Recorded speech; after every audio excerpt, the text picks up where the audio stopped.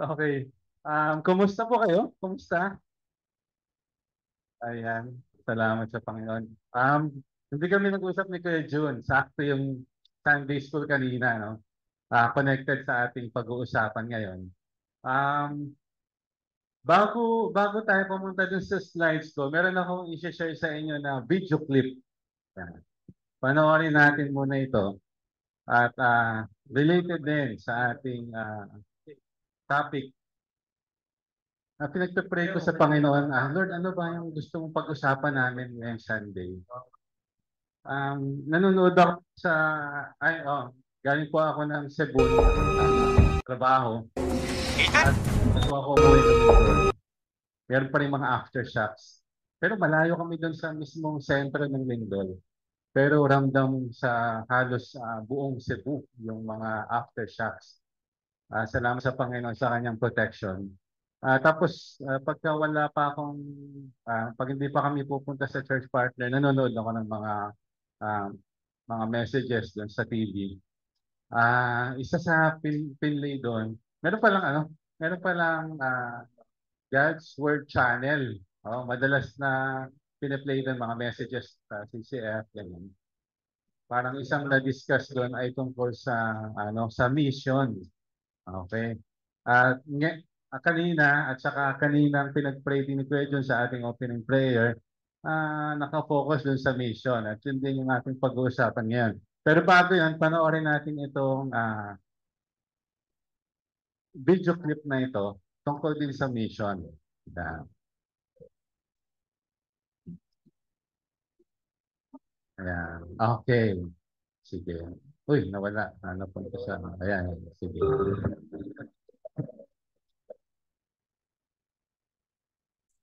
Nalabas siya ng pataas sa building. Alam ko napanood mo na yan. Si Ethan. Ethan. That's great, Ethan. You're halfway home. Yeah. Sige, forward natin konti. So, nakapasok na dun sa building. Sige, forward. Baka. All of the elevators. Okay. Sige pa, forward. So, marami siyang kasama, no, behind the scene. They get down here now. So, parang hindi niya magawa. Yung kailangan niyang gawin. Next, forward tayo konti. Ayan, yan. Shortcut ulit siya. Shortcut. Tumakbo, pati ko rin. Sa building.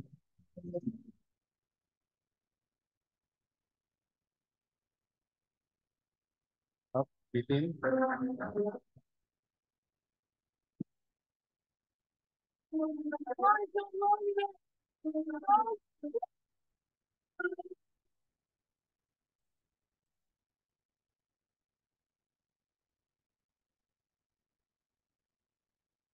It's possible. Ang ginagawa niyo. Okay. Uy. Tignan mo ito.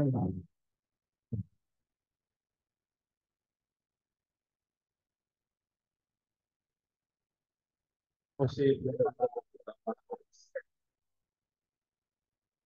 Yan. Sige, cut na lang. Ang title niyan, Mission Impossible, no? Nakapanood na kayo.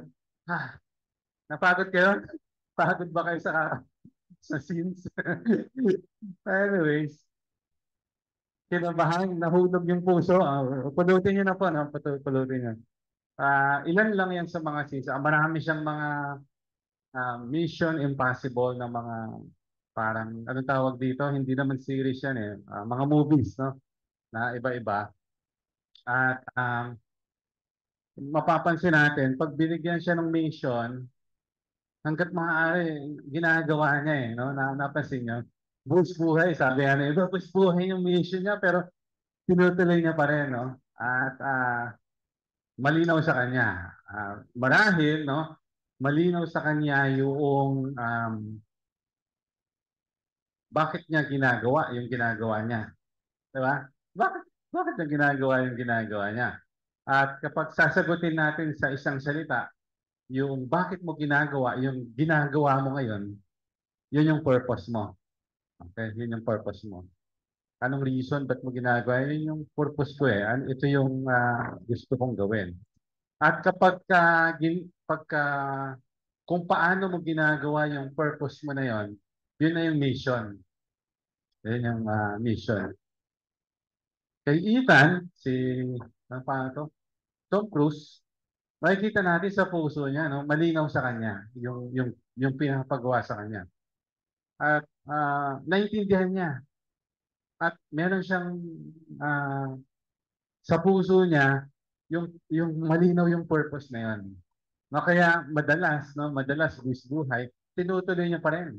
Maraming ang mga hindrance minsan no na sa mga missions niya. Pero kaya niyang gawa ng paraan na lulusutan nila kasama ng kanyang team, no? At babagsakan puso natin, no? Pag nanonood. Pero kahit movie, no? Isang mapupulot natin doon, malinaw yung kanyang puso sa ginagawa niya at alam yung mission niya. Ayan, alam niya yung mission niya. Yung purpose ng buhay niya ay malinaw. Ang question, malinaw din ba yung purpose natin sa ating buhay? Lalo na mula nung nakilala natin ang Panginoong Hesus, no? Malinaw ba yun sa puso po ng bawat isa sa atin? Malinaw ba yung sinasabi ng Panginoon sa atin na purpose niya sa ating buhay, no? Maraming beses narinig na natin to, no? Nagsasalita sa harap o napapanood nyo sa mga video messages, no, sa internet. Yung purpose ng buhay natin bilang mga tagasunod ng Panginoong Hesus, bilang mga niligtas niya doon sa cross, no? Tayo ba personally, no, malinaw na yun sa atin na kasama tayo doon sa niligtas ng Panginoon sa cross? Na minsan ba sa ating buhay, pinagkatiwala na natin yung ating buhay sa Panginoong Hesus? Kung malinaw yan sa'yo, merong purpose ang Panginoon sa buhay mo. At kung paano mo yun gagawin, ay yun yung mission natin. Sige po, tayo po yung manalangin saglit. Panginoong Diyos, salamat po sa umagang ito. Salamat sa pagkakataon muli na makilatis ang ilang bahagi ng inyong mga salita. Dalangin namin, Panginoon, patuloy kang mausap sa amin. Holy Spirit, aming dakilang guro, patuloy niyo po kaming turuan o paalalahanan ng naituro niyo na sa amin dati pa. At Panginoon, kausapin niyo po ang bawat isa sa amin. Ang aming mga puso, Panginoon, binubuksan namin sa iyo, Holy Spirit. Ikaw ang mangusap po sa bawat isa sa amin. Gamitin niyo lang ako, Lord, bilang inyong tungtungan. Ikaw ang mahayag, ikaw ang maluwalhati sa umagang ito. Maraming salamat po sa pangalan ni Jesus. Amen. Yan. Pakinggan natin. Sa ating pagpapatuloy, sabi ng isang pastor, no, yung kanyang description sa discipleship. Kasi sinabi doon sa binasa natin kanina, yung binanggit ng Panginoon tungkol sa ating misyon. Sabi doon, gawing alagad ko ang lahat ng bansa. At kung isa-summarize natin yan, ay discipleship yan. No? Discipleship. Okay? So, sige. Tingnan natin. Sabi ng isang pastor tungkol sa description sa discipleship. Yan. Anong ibig sabihin ng ayan, di ba? Parang mission impossible. Okay. Doon tayo sa meaning ng discipleship. Yan. Sige, next slide pa. Hindi yan, sorry. Okay. Mamaya. Okay, sige. Sabi po dito, hindi pa yata nadagdag, sorry. Pinadagdag ko lang kanina bago ako tumayo dito. Sabi ng discipleship, sabi ni, sinamarize ni, ayan. Sabi ni Pastor Peter, sabi dito, discipleship, it is the process of evangelizing people, equipping them towards Christ-likeness, empowering them through the Holy Spirit for the spiritual multiplication and the glory of God. So ultimately, para sa kalwalhatian ng Panginoon. kung babalikan natin, no, sa Mateo 27, bago itong pangyayaring to sa Mateo 28. Sabi doon, kung titingnan natin, browse natin konti yung ating mga Bible, no? Sa umpisa, Matthew 27, sa first part, dinala si Jesus kay Pilato. Ito yung mga panahon na hinuli ng Panginoong Hesus. Na hinuli siya, pinadakip siya ng mga punong pare nung panahong yon. Hindi, pare yung tawag pero hindi yung mga Catholic, no? O baka pinsan nila, no? Anyways. So, punong pare, ito yung mga bumabatikos sa Panginoong Hesus. Kasi nakita nila, ba't may nagtuturo na ganito? Sinasabi niya, anak siya ng Diyos, bla bla bla, di ba? May mga ganon. So, hindi sila nagtitiwala sa Panginoong Hesus. Anyways, sabi dito, pinadakip siya ng mga punong pari na yun. Tapos, pagkababasahin natin sa Mateo 27, dumating sa punto na iniharap ang Panginoong Hesus. So na nakagapos ng Panginoong Hesus, hinarap siya kay Pilato. So, parang in-interrogate siya ni Pilato. May ilaw na gano'n, no? So, yun yung na-imagine natin kapag may mga preso, no? So, in-interrogate siya, bla bla bla. Tapos, hinatulan si Jesus na mamatay. Hinatulan siyang mamatay. Pagkatapos nun, nung andun na, si Jesus ay tinanong, ayan. So, nung nandun na sa harap ng mga ibang mga tao, nilibak ang Panginoong Hesus ng mga kawal. Oh. Tapos, sa verse 32 hanggang sa mga sumusunod ng chapter 27, no? Ito kasi 28. So, bago chapter 28, sa verse 32 hanggang sa mga sumusunod, ito na. Ipinako na ang Panginoong Hesus. Namatay ang Panginoong Hesus doon sa part ng verse 45 yan, ng chapter 27. Pagkatapos niya, nilibing ang Panginoong Hesus sa verse 57 hanggang sa verse 61. Yan, yun yung mga usapan. Then pagkatapos nun, ay pagkalibing sa Panginoong Hesus, muli siyang nabuhay. So verse 28, nagpakita ang Panginoong Hesus sa mga alagad. Ito na, chapter 28 na. Okay? So, nung nagpakita ang Panginoong Hesus sa mga alagad, sa medyo dulo na yon, sa verse 16, okay, mababasa natin yung binasa kanina. So, yun na yung papasok ng 18, 19, 20. So, ang Panginoong Hesus, habang umaakyat na siya, pabalik sa Ama, ay meron siyang tagubilin sa mga alagad or sa mga tao na nandun, ng mga tagasunod. Hindi lang mga disciples, no? May iba pang mga tagasunod ng Panginoon. Kaharap niya, face to face, no? Nakita mo, lumulutang ang Panginoong Hesus, no? At ito yung sinasabi niya. Sabi sa verse 18, ibinigay na sa akin ang lahat ng kapangyarihan sa langit at sa lupa. Ayan, merong slides tungkol dyan, no? Ayan. Ibinigay na sa akin ang lahat ng kapangyarihan sa langit at sa lupa, kaya humayo kayo at gawin ninyong mga alagad ko ang lahat ng mga bansa. Bautismuhan ninyo sila sa ngalan ng Ama at ng Anak at ng Espiritu Santo. At turuang sumunod sa lahat ng ipinag-uutos ko. Tandaan ninyo, ako'y laging kasama ninyo hanggang sa katapusan ng sanlibutan. Okay. So, ang linaw, no? Ang linaw ng tagubilin ng Panginoong Hesus. Actually, pagka kung titingnan natin, 'di ba? Pagka merong sinasabi ang isang tao na paalis siya, mahalaga yung bilin niya na 'yon, no? Mahalaga. At mahalagang pakinggan mo ng malinaw, no?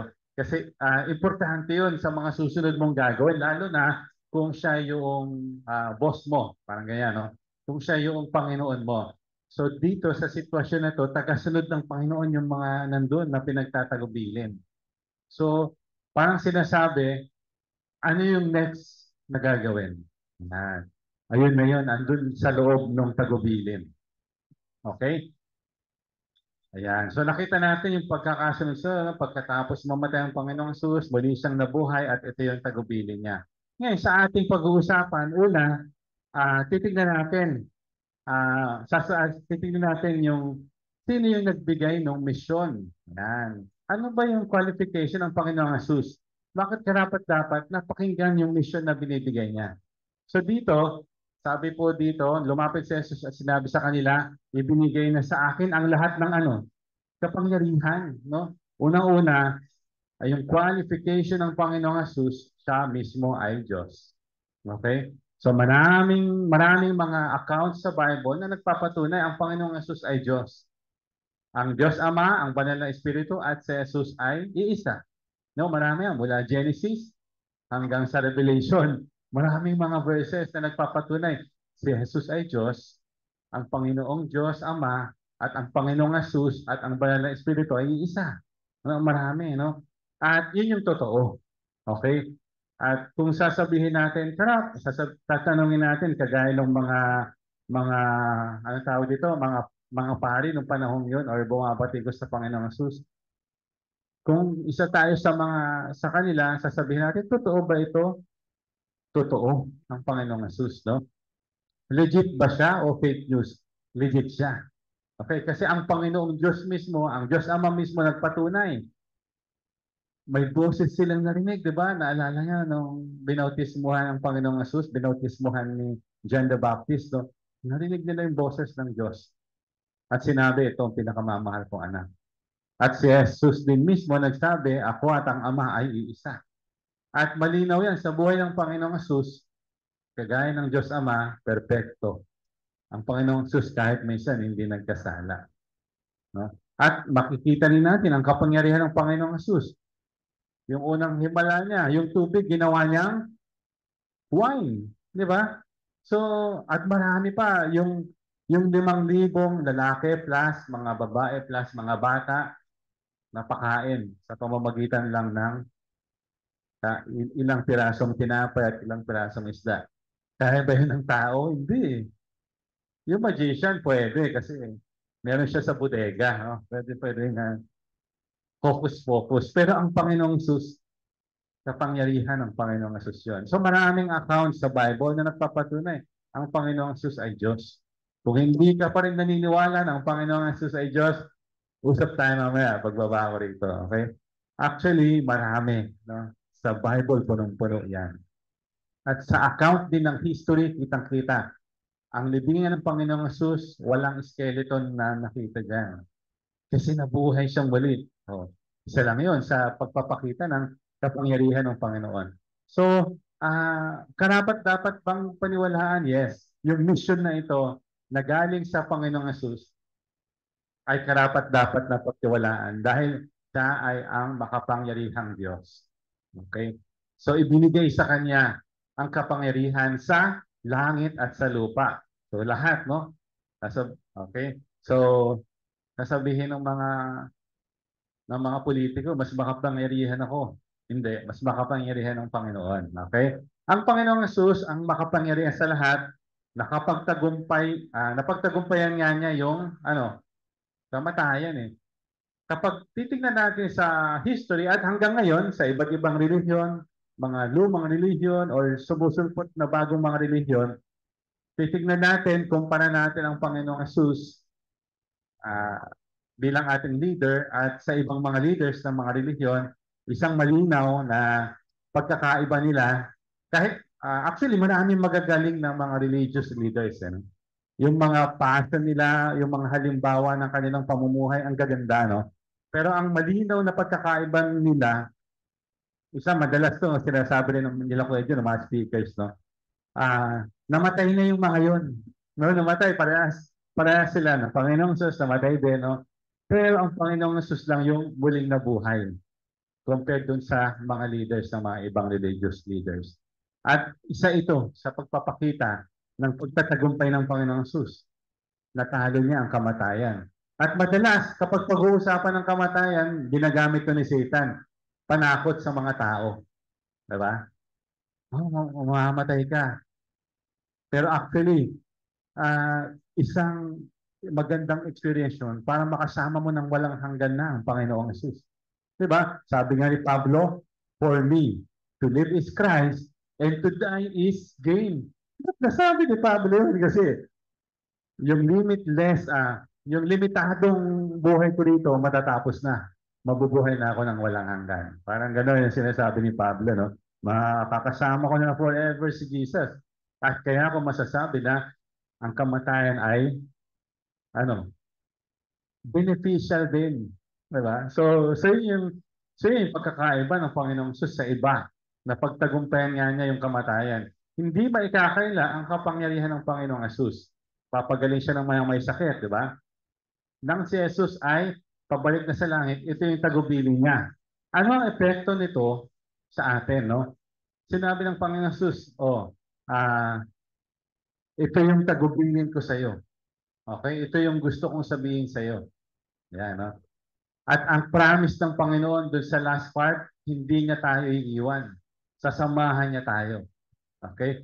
So ang Panginoong Jesus, yung kanyang kapangyarihan, sinabi niya, ito, meron akong tagubilin. No? Meron akong mission sa iyo. Bakit natin mapagkakatiwalaan yon? Kasi hindi niya tayo iiwan habang ginagawa yung mission na yan. Ang sarap, no?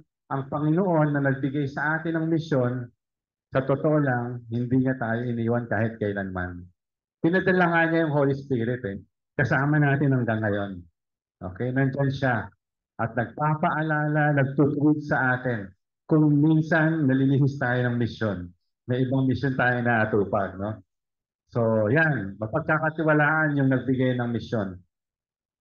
Isang encouragement din na ang nagbigay ng mission na ito, hindi niya tayo iwan. Di ba? Hindi niya tayo iwan. Sinabi niya doon sa last part, no? Sa verse 20. Tandaan ninyo, ako'y laging kasama ninyo hanggang sa katapusan ng sanlibutan, no? Ang Holy Spirit, ang Panginoong Jesus mismo, andito kasama natin. Matatakot ka pa ba? Manghihina ba ang loob mo? Makapangyarihan sa langit ang kakampi natin, ang Panginoong Jesus.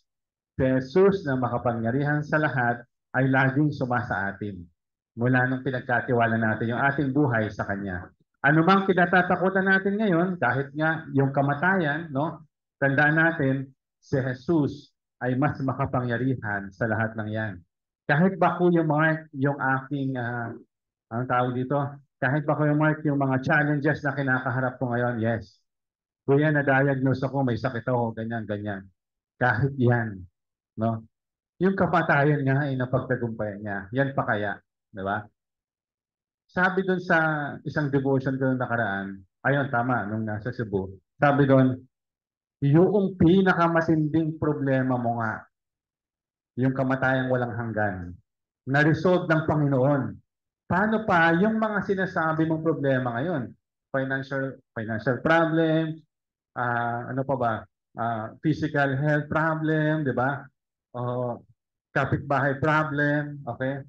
Mga challenges sa mga sinusubok ng ating PC, di ba? Testimony kanina, no? Yan pa kaya, di ba? Yung pinakamatindi mo ang problema na resolve ng Panginoon.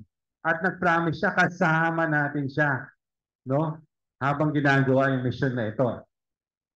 Susuko ka pa ba? Di ba? So, ang Panginoon mismo nagsabi yan, hindi naman si Kuya Mark, no? Promise ng Panginoon. At kahit kailan, wala pa akong nakita, no? Sa buong buhay ko, ako ay 99 years old na ako ngayon. Hindi, biro lang. Magpo-41 na ako. Di ba? Sa buong buhay ko na yon, kahit kailan, wala pa akong nakita na promise ng Panginoon na hindi niya tinupad. No? Di ba? Marami tayong nababasang promise ng Panginoon. At madalas pinangahawakan natin yon.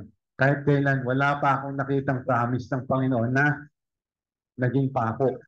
Okay? Na napako lang, na hindi niya tinupad. Ewan ko po sa inyo, meron na bang promise si Lord na napako? Okay? Pag-isipan nyo. No? Yun lang eh. Talagang mapagkakatiwalaan yung nagbigay sa atin ng misyon. No? Ano pa ang kakatapotan natin? So yun, ang nagbigay ng misyon. Ngayon, punta na tayo. Ayan, minamadali na ako. Sabi ko kasi 5 minutes lang. No? Ang misyon, okay? Mateo 28:20, sabi doon, tandaan ninyo, wait, atras ng konti. Ayan. Part pa rin ng misyon. Ayan. Ang misyon. Kaya, pumayo kayo at gawin ninyong alagad ko ang lahat ng bansa. Bautismuhan ninyo sila sa ngalan ng Ama at ng Anak at ng Espiritu Santo. Kanina, no, pinakita ko sa inyo yung isang mas mababaw na description na ano ba yung mission natin? Ang mag-disciple at saka magbautismo, kasama lahat yan. Pupuntahan natin alam nyo, sa medyo related or saktong-sakto yung ating mission ng church. Okay? Puntahan natin sa second slide yata. Sorry ha, ang gulo ng slides ko. Puntahan natin, Macho, yung slide ng ating church mission. Parang kulay, ayan. Sige nga, basahin nga ulit natin sabay-sabay. Ganapin, 1, 2, 3, go. Ibahagi ang mabuting balita ng kaligtasan at turuan silang maging disipulo ng Panginoong Hesus. Ang tanong, ito na. Ang tanong, malinaw po ba ang mission na ito sa bawat isa sa atin? Yan. Malinaw po ba? Okay. Malinaw po ba yan, no? Sa ating sa bawat isa sa atin? Okay. Ganapin ang inihabili. Actually po, pinag-pray namin to, ang mga leaders dito po sa KCBS. Lord, ano ba ang gusto mo ang mandato mo sa KCBS, no, kapatiran? Bakit merong KCBS dito sa Bagong Silang? Ayan. Bakit andito tayo sa lugar na ito? So ito ang binigay sa atin ng Panginoon, no? Ang sabi ng Panginoon sa atin, okay, KCBS, ito yung purpose ninyo. O ito ang mission ninyo. Paano nyo gagawin yung purpose? Ayan, yung purpose na sinabi ko sa inyo nung ako ay paakyat sa langit. Ayan yung purpose natin. No? At paano nyo gagawin yun? Ito. Ayan, ganapin ang inihubili ng Panginoong Hesus. Saktong-sakto, no? Matthew 28, no? Ibahagi ang mabuting balita ng kaligtasan at turuan silang maging disipulo ng Panginoong Hesus. Yan, turuang maging disipulo ng Panginoong Hesus. Ayan, punta muna tayo dun sa pinagbigyan ng misyon. Kumustahin muna natin yung bawat isa sa atin. Okay, doon tayo sa pinagbigyan ng misyon na slide. Okay? Sabi doon, kaya humayo kayo. Ayan. Sabi diyan, naka-highlight naman, no? Kaya humayo kayo. Kayo daw 'yon. Hindi ako kasama. Tayo yan, no? Ang Panginoong Hesus nagsabi diyan. Sino kausap niya dito? Yung mga tagasunod niya. Okay? Humayo kayo at gawin ninyong mga alagad ko, bla bla bla. Sabi dito, matapos na sinabi ng Panginoong Hesus ang kapangyarihang meron siya, no? Dinescribe niya naman, siya bilang tagasabi ng mission, no? Pinagpala naman niya ang mga alagad. Sabi niya, humayo kayo, no? Bago umakyat ang Panginoong Hesus sa langit, ay pinagpala niya ang mga alagad at mga tagasunod niya upang makatanggap din ng kapangyarihan para gawin yung mga pinapagawa niya. Humayo kayo. Ang salitang kayo ay kasama ikaw at ako. Ayan. Tayo ang tinutukoy ng Panginoong Hesus, ang mga nagtiwala at sumunod sa Kanya. Ito ang tagubilin ng Panginoong Hesus sa bawat tagasunod niya hanggang ngayon. Hindi ba isang pribilehyo na makasama sa misyong ito? No? Yung Diyos na makapangyarihan sa lahat, yung Diyos na gumawa ng mundo, kaya naman niya. No? Kaya naman niyang piliin, sabi nga sa Bible, no? Kaya niyang piliin yung mga bato na lang. Yung mga bato na lang, paggalawin niya, yun yung gagawa ng misyon. Or kaya yung mga puno o yung mga hayop, utusan na lang niya, gawin yung misyon. Kaya niya yun eh. Makapangyarihan ng Panginoon, pero tayo yung sinama niya sa misyon na to. Lagi kong sinasabi po, kung ang purpose lang ng Panginoon sa bawat isa sa atin ay makapunta sa langit, dapat nung tinanggap natin ang Panginoong Hesus, namatay na tayo. Okay? Naiwan na lang yung damit natin dyan, nakarating na tayo agad sa langit. Pero bakit po mga kapatid, hanggang ngayon andyan kayo at dito ako, sama tayo sa mundong ito? Bakit? Kailangan ng mga magkukwento sa mga nasa paligid po natin. Mga kamag-anak natin na hanggang ngayon ay naliligaw o kaya ay very busy, no, sa mga nangyayari sa mundong ito. At tayo po, actually, pag-usapan na natin yung pinagbigyan ng mission tayo mismo. Kumusta? Kumusta? Ako, aminado ako, may mga times na kagaya ng mga nasa paligid natin, nabibisi pa rin ako, no? Nabibisi ako minsan napo-focus ako sa mga paano mag-provide sa family ko, di ba? Minsan nauubos yung oras ko kakaisip ano ba Lord na negosyo pwede kong pasukin. Diba? Hanggang sa nababaling na doon yung attention ko at hindi na sa totoong misyon ng ating buhay, no? Actually po, yung mga kagaya nung may mga napapanood tayong movies, no, ng mga parang undercover. Oh, meron kayong napapanood na gano'n? Halimbawa, si Angelina Jolie, madalas sa mga movies niya, gano'n, no? Ah, bata pa lang siya, ititrain siya, no? Tapos kukuha ng kahit anong course, papapasukin sa government ng kalabang government, no? Tapos magtatrabaho siya doon, ilang taon yun, ha? Preparation lang yun sa totoong mission niya. No? Sa totoong mission niya. Mula bata siya, malinaw sa puso niya, ano yung gagawin niya. Papagsakin yung gobyernong yun.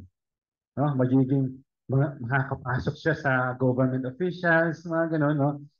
Parang sa security something, hanggang sa kukontakin na niya yung pinaka-boss niya. Alam yun? Ang tagal ng preparation, no? Tayo ba gano'n, no? Kahit maraming mga pinapagawa, kahit na, alimbawa, kasi habang nasa process niya yun, may iba siyang boss eh. Susundin niya yun para makuha niya yung tiwala, no? Ganun po tayo dito sa mundong ito, no? Nakiki-office lang tayo dito. No? Nakikitrabaho lang tayo dito, no? Kumbaga, nakikisakay lang tayo sa bangka nila. Okay? Pero ang totoong mission natin, kahit anong ginagawa mo, ikaw ay nanay sa bahay, o kaya ikaw ay nag-drive, no? Marami sa atin dito, o ikaw ay sa opisina, no? O ikaw ay estudyante. Lahat po yan ay undercover tayo. Ang totoong mission natin po, ay yung sinabi ng Panginoong Hesus. Share the gospel, disciple them. Malinaw pa yun sa puso natin. No? Na sa lahat ng ginagawa natin, tayo ay undercover sa mundong ito. Kasi hindi yung totoong natin, kampo. Ang totoong kampo natin sa langit, sa piling ng Panginoon. Pinadala niya tayo dito para i-fulfill yung mission na yun. Impossible mission, possible. Yun yung pagkakaiba natin kay Ethan din sa movie, no? Kay Tom Cruise, no? Meron tayong mission na very possible. Bakit? Yung nagbigay ng mission pa natin. At makapangyarihan siya. Makapangyarihan siya. Okay? At actually, siya mismo nananahan sa atin sa katauhan ng banal na Espiritu. Diba? Yung kapangyarihan na siya mismo, yung kapangyarihan niya, pinatira niya sa atin. Alam niyo yun? Hindi naman talaga tayo yung gumagawa ng mission. Yung andito na yun, no? Yung nananahan sa atin. Ang question lang po, mga kapatid, lagi pa natin yun hinahayaan na kumilos sa bawat isa sa atin. No? Yung mission ay patuloy ba natin pinapakilos sa atin? No? Yun, yung kapangyarihan na mismong yun. So, undercover tayo, undercover. Okay? So, tuloy ba? Malinaw ba yung ating mission na yun? Yan, punta tayo dun sa mission. Ito yung mission. Pumayo, gawing alagad ang lahat ng bansa, bautismoan sila sa ngalan ng Mama, ng Anak at ng Espiritu Santo. Kung isamarit nga yan, kung isa-summarize natin, papasok yung word na discipleship. Okay? So, andyan na yung pag-share ng gospel sa kanila, no? Aalagaan mo sila, ganun yun eh. Para kung nagpapalaki ng bata, no? Alagaan sila, i-coach sila, sabi doon, ituro niyo sa kanila lahat ng mga itinuro ko sa inyo, sabi ng Panginoong Hesus, no? Tumayo at gagawin silang maging mga alagad ng Panginoong Hesus. Okay? Ayan, it's the process of evangelizing people, equipping them towards Christ-likeness, empowering them through the Holy Spirit, multiplication, and the glory of God. Yan yung evangelism, no? Ayan yung discipleship.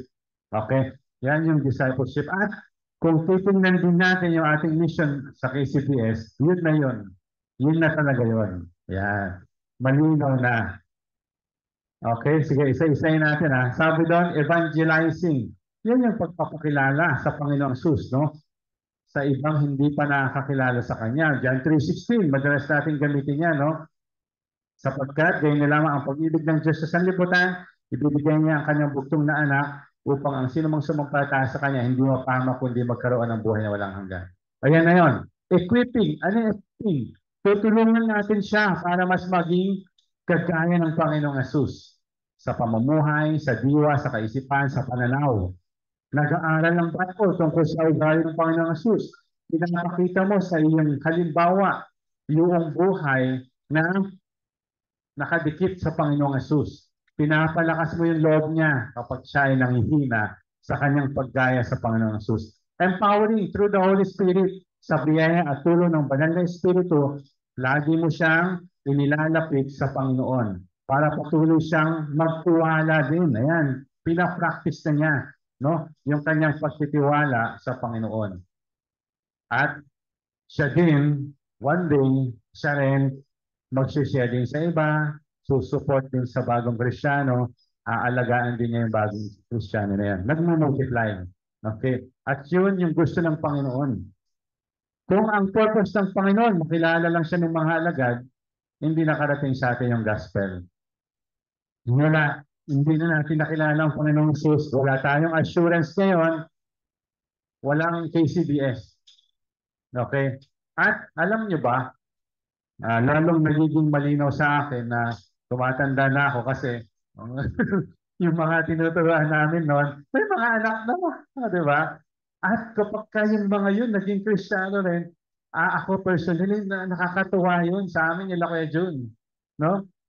Tingnan nyo, no? Ang sarap no, na, halimbawa, yung anak nila Ifer, no? Makakilala sa Panginoong Yesus. Masarap yun. No? Yung mga batang yan, bakit masarap?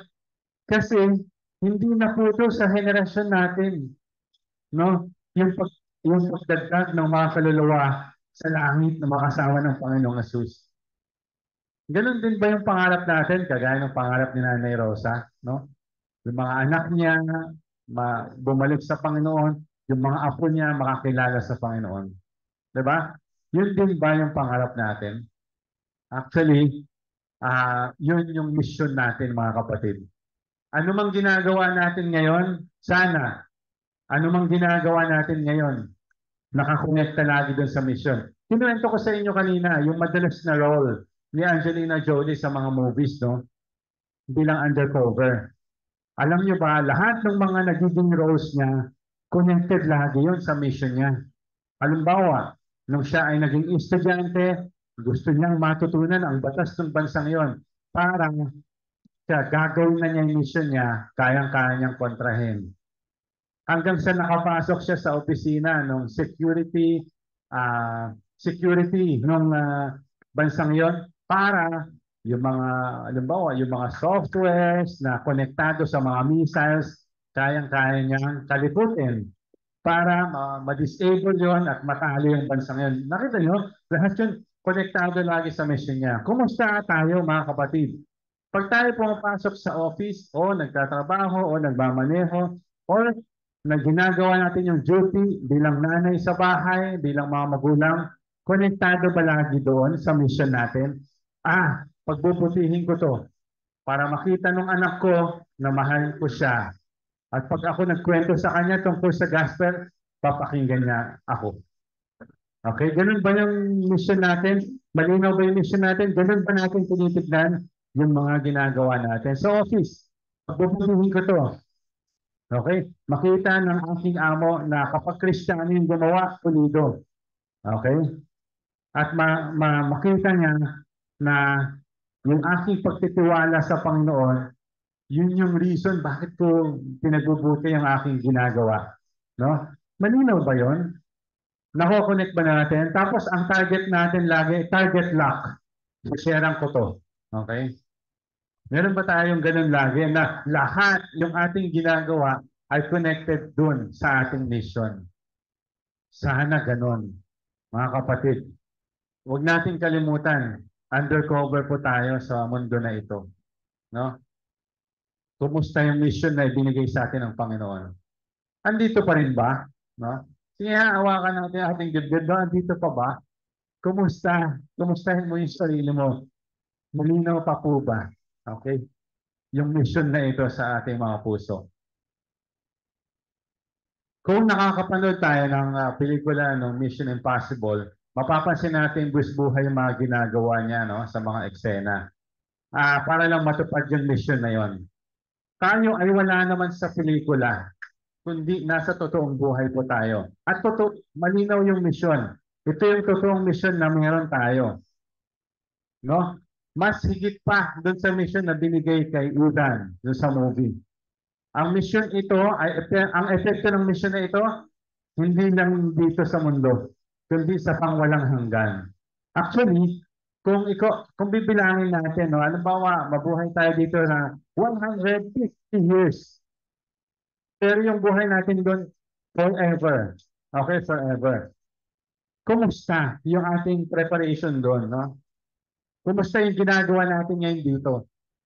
Hindi naman para maligtas, okay? Hindi para maging way para makapunta doon. Kundi, kumusta? Yung mga gusto ba natin, makasama doon sa langit? Ginagawa natin ng paraan dito, no? Ginagawa pa natin yung ating mission dito. Sa mga gusto natin makasama doon sa langit, no? Kumusta? Malinaw pa ba yung mission ng Panginoon sa atin? Kasama tayo bilang mga tagasunod ng Panginoon sa mission na ito. Punta tayo dun sa last slide. May konting questions lang ako. Bitbitin natin to. Mamaya, pag nagkukwentuhan kayo o kaya mag-isa ka, ang prayer ko, masagot mo to personally sa Panginoon. No? Sa last slide, punta tayo sa last slide, yung mga questions. Ayan. Ang laki, no? Sorry. Mali pala. Okay, sabi dito, basahin ko lang. Ikaw ba ay kasama na sa ipinagbilinan o pinagkatiwalaan ng Panginoong Jesus ng mission na ito? Okay? Pinagkatiwala mo na ba yung buhay mo sa Panginoong Jesus bilang sarili ng Panginoon tagapagligtas? Malinaw na ba ito sa'yo? Kung oo, ito yung next question sa'yo. Kung ikaw ay kasama na sa mission ito, ano yung ginagawa mo para makatulong sa mission na ito? Okay? Ano ang parang anong bitaw mo? Sabi ng mga vlogger, no? Anong bitaw mo? Anong ambag mo? No? Anong ambag mo sa mission na to? Ayan. Everyday po, pwede tayong magkaroon ng ambag. Okay? Pinapanalangin mo ba yung mga frontliner natin sa mission na ito? Or pinapanalangin mo yung sarili mo? One day, ako naman yung magiging frontliner. Ako naman yung mag-share ng gospel sa iba. Ako naman makikita nyo na nagtitrain, no, ng mga tao na ipapadala sa misyon, no? So, ganun ba yung ating pagtingin? Ang ating buhay dito bilang magulang, ang ating buhay dito bilang mga trabahador, ang ating dito bilang mga businessman, businesswoman, ay extra lang po yan. Ang totoong mission natin ay tagasunod ng ating boss, ang Panginoong Jesus. Alalahanin natin yan, no? Alalahanin natin yan. Inunaw natin lagi sa ating puso't isipan yan. Huwag natin hayaan si Satan, meron din siyang mission. Ang mission ni Satan, alam nyo, guluhin yung mission natin. Okay? Huwag natin guluhin lagi ni Satan yung mission na yan. Balik tayo, no? Balik tayo. Balik tayo sa mission. Kontakin natin lagi yung boss. Boss, ano nga po yung mission ko? Hindi naman kailangan ng load. Andyan lagi si Lord. Ganito lang gagawin mo. Okay? Pray lang. Lord, ano nga po ulit yung mission ko? Lilinawin naman yan ng Panginoon sa puso mo. Okay? Pangatlo, may nagdi-disciple na ba sa iyo? Ginagamit ng Panginoon para paalalahanan ka sa mission na ito. Ikaw ba, meron ka na rin dinidisciple na ikaw naman tinutupad mo yung mission ng Panginoon sa buhay niya? Okay? Hilingin sa Panginoon na magpatuloy ang mission ito sa buhay mo. Sige po, tayo manalangin. Tahimik tayo, no? Kausapin natin ang Panginoon. Bigyan ko kayo kahit mga 20-30 seconds. Kausapin mo ang Panginoon. May mga umahad lang ba sa pagtupad mo sa mission na ito? Kailangan mo encouragement. Kailangan mo magdi-disciple sa'yo para magpaalala ng mission na ito. Kausapin natin ang Panginoon ng tahimik. Mag-clock po in 30 seconds.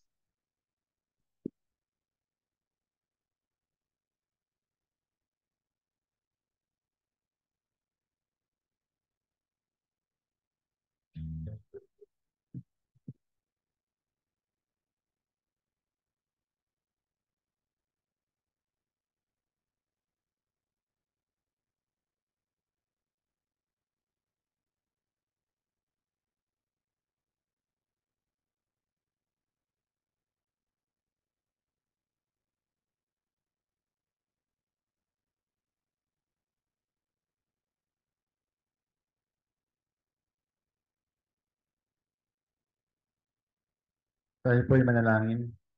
Panginoong Diyos, salamat po. Dahil unang-una, ikaw na Diyos na makapangyarihan sa lahat. Ikaw na Diyos na lumikha ng mundong ito. At lumikha sa bawat isa sa amin ay tunay po na mapagkakatiwalaan na source ng aming misyon. At salamat Panginoon sa pagkakatiwala mo sa bawat isa sa amin.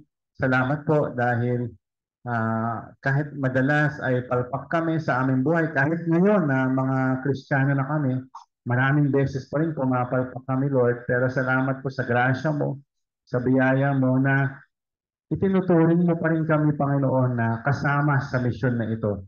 Pinagtagubilinan mo nga kami, Panginoon, ng misyon na ito. Salamat po sa pribilehyo na makasama mo, Panginoon, sa misyon na ito. Sa paggamit mo sa amin na ito pa rin ang misyon ng pagdidisipulo sa mga tao, pagpapakilala sa iyo, pagtulong sa kanila na maging kagaya ng Panginoong Hesus. Thank you, Lord, sa tiwala mo sa bawat isa sa amin na inyong pwedeng gamitin sa misyon na ito. Tulungan niyo kami, Panginoon, na laging maging malinaw po ang mission na ito na kahit may mga challenges, ay patuloy po nawa namin harapin. At alalahanin, Panginoon, na ito yung pinaka-importanting role namin sa buhay na ito. Na kami ay mga tagasunod mo at meron kang iniwang mission sa amin. At ang mission na ito ay posible. So, Lord, tulungan niyo kami na laging yakapin ang mission namin na ito.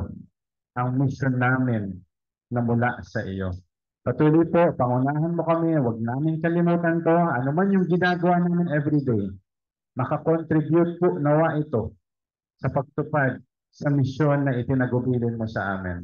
And in the end, Panginoon, hindi man dumating na matapos yung buhay namin sa mundong ito or matapos man, pagbalik ninyo, ay masabi mo na good, faithful servant. Panginoon, yun yung pinakamasarap na medal na pwede namin ma-receive. Pinakamagandang trophy, Panginoon. Ang masabi mo na, good job, good job. Panginoon, tulungan niyo kami na yun yung asamin namin. Bilang mga pinadala mo, Panginoon, sa mundong ito, bilang mga undercover mo. Lord, help us na matupad namin yung mission na binigay mo sa amin. Purihin ka, Panginoon, at patuloy po, in the end, ay madakila ka sa aming mga buhay. Every day, Lord, guide niyo po kami. Matupad namin yung mission. Makakontribute kami sa mission na iyon. Salamat po ng marami sa pangalan ni Jesus.